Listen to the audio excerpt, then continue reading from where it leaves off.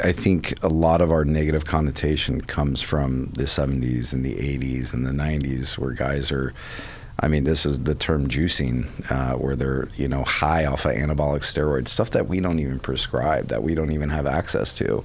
And there's a whole black market, even though, TRT exists legally. But the key differentiator is there's a dangerous low end of it spectrum, which we talked about, hypogonadism, secondary hypogonadism. There's also a really dangerous side on the opposite end of the spectrum where guys are taking anabolic steroids well beyond what even a LabCorp or Quest test will pick up. I mean, that's 15, 16, 700 nanograms per deciliter. You're running risk on both sides of that: heart disease, autoimmune issues, cancer, stroke. And that's why you're seeing in the bodybuilding community, guys are dropping, in some cases like fives, and they're not taking what we consider replacement. And that's the key word. We are replacing what we think should be there at a healthy level. We're incorporating labs on a significant basis. You asked about how often guys should get labs.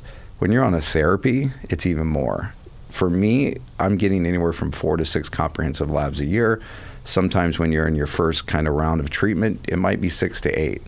But you got to be measuring things outside of just testosterone, PSA, your estrogen levels. There's so many things that go with that.